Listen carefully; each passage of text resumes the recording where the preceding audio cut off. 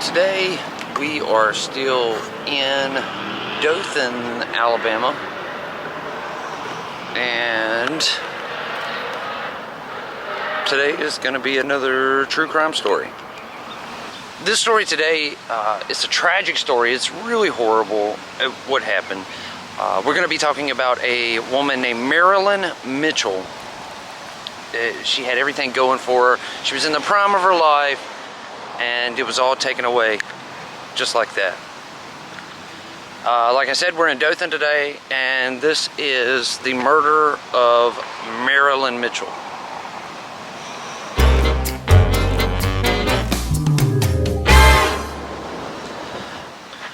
In 1990, Marilyn Mitchell, like I said in the intro, she was in the prime of her life. She was like fresh out of college. She graduated just days prior to the events of this story.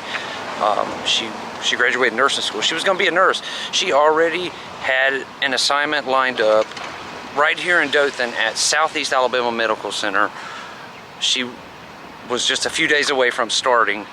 She was 22 years old at the time, and not only has she gone to college and graduated nursing school, but she was also engaged to her high school sweetheart, and they were about to get married. The two of them together had just moved into a new house. Like I said, everything was looking great for her. Her future was looking bright.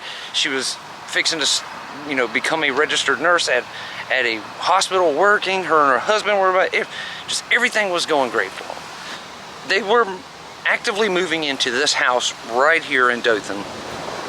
And one thing that you all know, when you move into a new house, you have to furnish it. So Marilyn and her fiance, they go to a local furniture store here to start filling up their house. They have this furniture company deliver the furniture to them. They get it all inside and get it all set up, and they leave.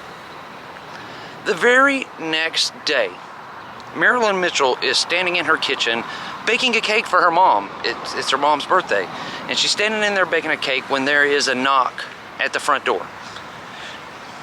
She stops and opens the front door, and it is one of the furniture delivery guys.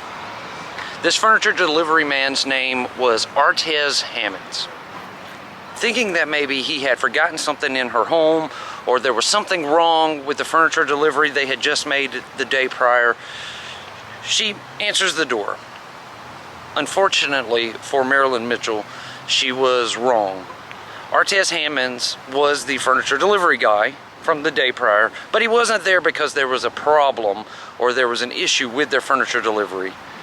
Artez pushes his way into Marilyn Mitchell's home, forces her upstairs where he sexually assaults her. After sexually assaulting her, he forces her to get in the shower with him, and they bathe. He then smokes a cigarette. He, for whatever reason, decides to take that cigarette and put it out on Marilyn's body. And then he sexually assaults her again before stabbing her 38 times with a knife all over her body and killing her. After Artez has killed Marilyn Mitchell, he gets up and he leaves the home. There's no witnesses. No one saw him coming or going. He just basically walks right out of their front door and left this neighborhood without anyone ever seeing a thing. Several hours later,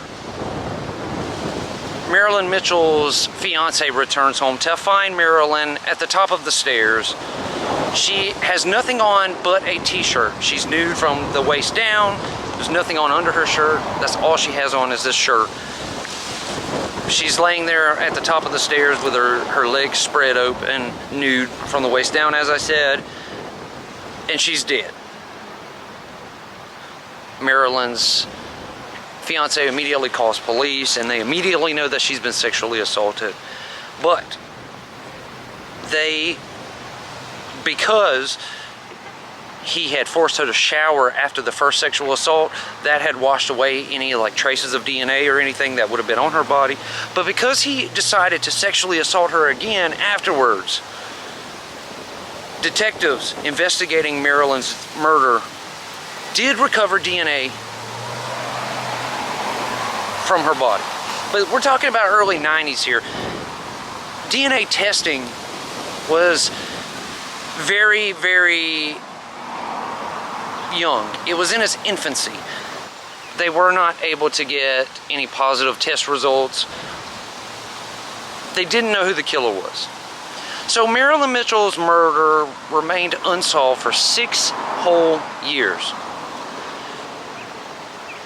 During that 6-year time, DNA testing obviously improved dramatically. Like once they figured out DNA testing, it took, you know, it seemed like every year it had grown leaps and bounds.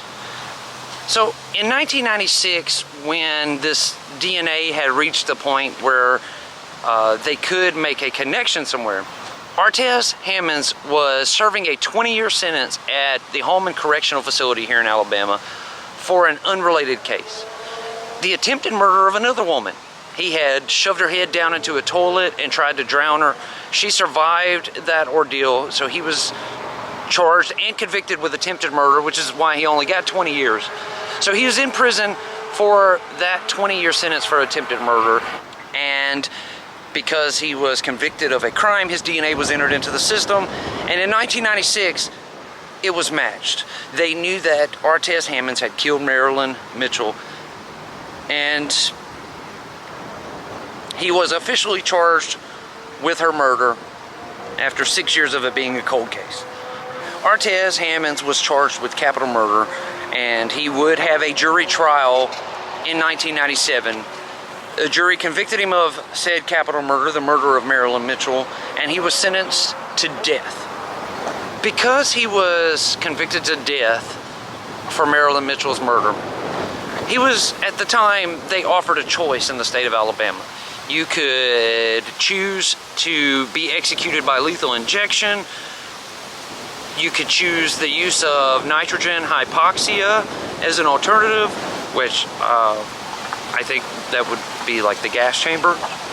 And Artez and several other inmates who were sitting on death row chose the nitrogen hypoxia.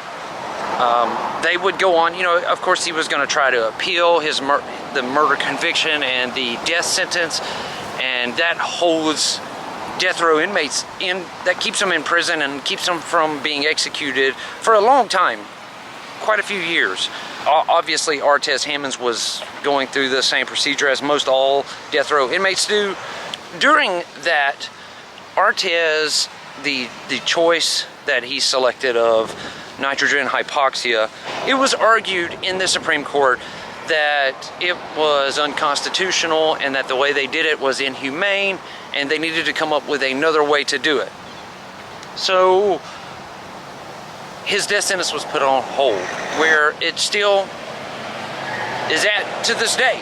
Artez Hammonds is still alive, still serving his death sentence in the Holman Correctional Facility. He has yet to be executed over Marilyn Mitchell's murder. And in June of 2021, next month, Artez Hammonds will have a birthday. He will turn 51 years old in Holman Correctional Facility, behind bars in prison, 31 years after murdering Marilyn Mitchell. He's still alive, even though he robbed Marilyn Mitchell of her life. She didn't get to live, and he was sentenced to death, but he's getting to live. So I don't get the whole thing. It's crazy, it's wild. This is a horrific story. You know, what propelled him to go back to her home after delivering the furniture to sexually assault her and then murder her is beyond me. I don't understand it. I really don't.